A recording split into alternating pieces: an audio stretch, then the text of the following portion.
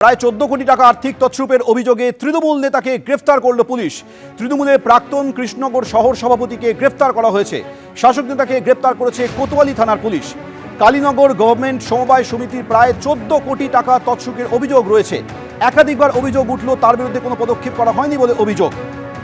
প্রভাবশালী হওয়ায় তার বিরুদ্ধে কোনো ব্যবস্থা নেওয়া সম্ভব হয়নি বলে অভিযোগ উঠছে। শেষ পর্যন্ত নন্দিতা ঘোষের অভিযোগের ভিত্তিতে তদন্ত শুরু করে পুলিশ, তারপর তাকে গ্রেফতার করা হয়।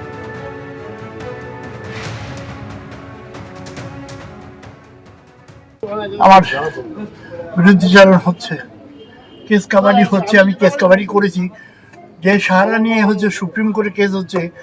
সাহারার টাকা ফেরত পেয়েছি আমরা, তার সত্ত্বেও আমাকে এই কেসে চিটিং কেসে ধরে অভিযোগ করেছে আপনার নামে নন্দিতা ঘোষ। তাহলে কি চক্রান্ত বলবেন? এটা একদম চক্রান্ত।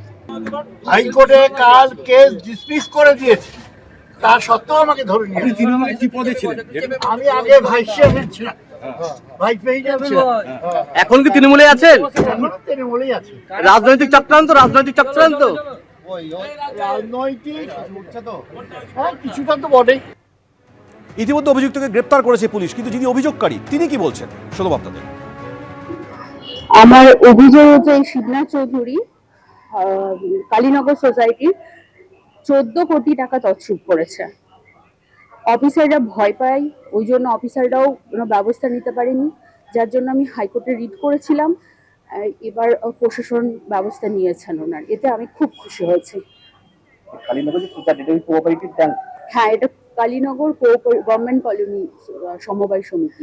শিবনাথ চৌধুরী ওখানকার ওই কালীনগর সোসাইটির চেয়ারম্যান ছিলেন, তো সেই সময় থাকাকালীনই উনি এই টাকাটা তছরূপ করেছেন। ইনি যখন 2014 থেকে 2020 অব্দি সেন্ট্রাল কোঅপারেটিভ মানে নদিয়া ডিস্ট্রিক্ট সেন্ট্রাল কোঅপারেটিভ ব্যাংকের চেয়ারম্যান ছিলেন, সেই সময় থেকে উনি করেছেন। এবার দেখুন, জীবিত অথচ ভোটার তালিকায় মৃত নাসির বিশ্বাস, জলঙ্গিত ভুতুরে ভোটারের হদিশ। স্ক্রুটিনি করতে গিয়ে ধরা পড়েছে জেলা তৃণমূল নেতৃত্বের হাতে। এসছে সেই তথ্য, যে ছবি আপনার কাছে দেখাচ্ছি। জলঙ্গিতে ভুতুরে ভোটারের হদিশ, জীবিত রয়েছেন নাসির বিশ্বাস, কিন্তু ভোটার তালিকায় তাকে মৃত বলে দেখানো হচ্ছে। স্ক্রুটিনি করতে গিয়ে এই তথ্য হাতে এসছে জেলা তৃণমূল নেতৃত্বের। আর এখানেই প্রশ্ন, এই নাসির বিশ্বাস যিনি জীবিত রয়েছেন কিন্তু ভোটার তালিকায় তাকে মৃত দেখানো হলো কি করে?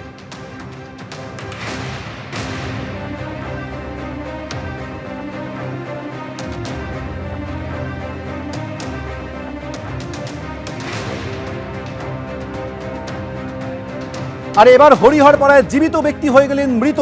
ভোটার তালিকা থেকে বাদ হরিহরপাড়ার রফিকুল শেখের নাম। 3 মাস আগে কাজের উদ্দেশ্যে হায়দ্রাবাদে পাড়ি দিয়েছিলেন রফিকুল। আমাদের কিছুই জানানো হয়নি, এটা কি করে সম্ভব? প্রতিক্রিয়া রফিকুলের পরিবারে।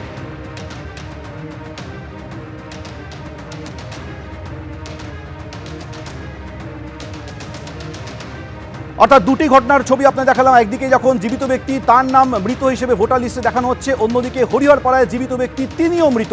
ভোটার তালিকা থেকে তার নাম বাদ পড়ে গিয়েছে রফিকুল শেখ, তিনি হরিহরপাড়ার বাসিন্দা। কিন্তু তার পরিবারের তরফে বলা হচ্ছে যে আমাদেরকে কিছুই জানানো হয়নি। কি করে এটা সম্ভব? রফিকুল তো জীবিত রয়েছেন, এই প্রশ্ন তুলছে রফিকুলের পরিবার।